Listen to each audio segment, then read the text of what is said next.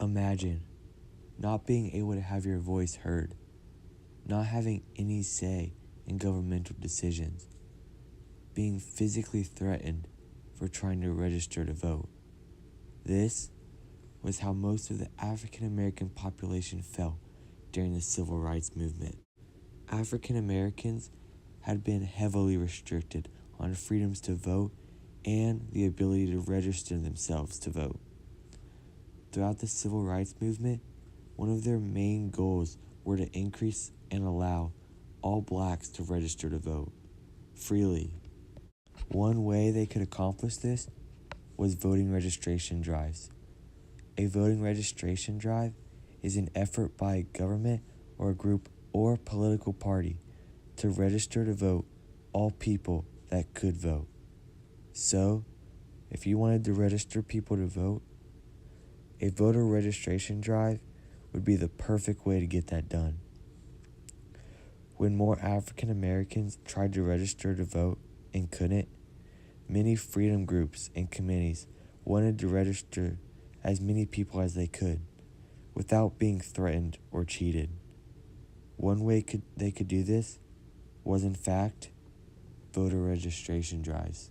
Committees such as the Student Nonviolent Coordinating Committee and the Congress of Racial Equality planned to hold voter registration drives to register as many blacks as they could. One example of these voter registration drives was the Freedom Summer. Also known as the Mississippi Summer Project, was a nonviolent voting registration drive aimed to increase the amount of blacks allowed to register to vote. The Freedom Summer was conducted by the Student Nonviolent Coordinating Committee and the Congress of Racial Equality. For nearly a century, segregation had prevented most African Americans in Mississippi from voting or being allowed to register. So, the Student Nonviolent Coordinating Committee and the Congress of Racial Equality decided to hold a voter registration drive to attempt to register as many blacks as they could. They also wanted to create the Mississippi Freedom Democrat Party, or the MFDP.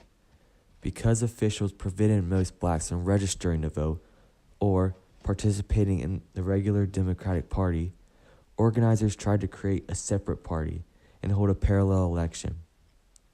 The Mississippi Freedom Democratic Party was open to anyone, black or white, and chose its platform democratically and fairly. The Mississippi Freedom Democrat Party would also be voted on during the voter registration drive.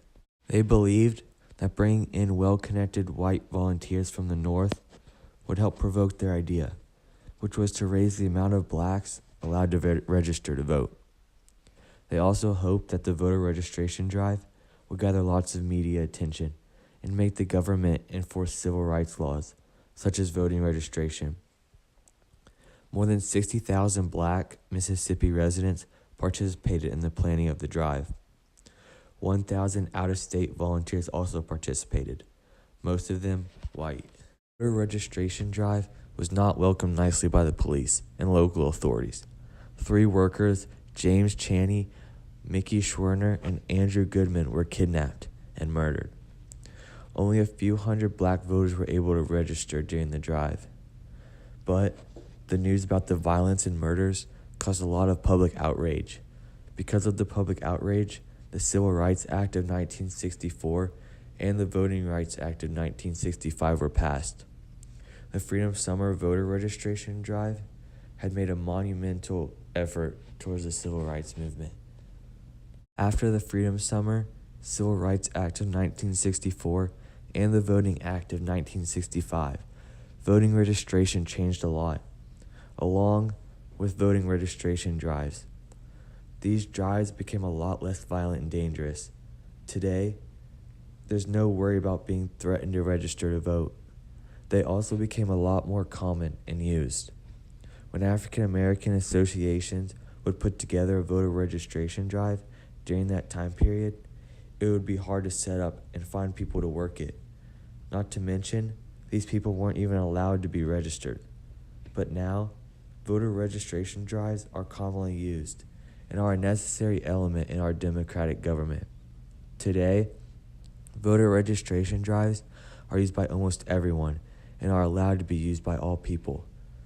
Voter registration drives are even set up by the government in order to allow everyone the ability to vote. So, voter registration drives has played a pretty large role during the civil rights movement and even plays a large role in our democracy today. Our lives begin to end the day we become silent about things that matter. Martin Luther King Jr.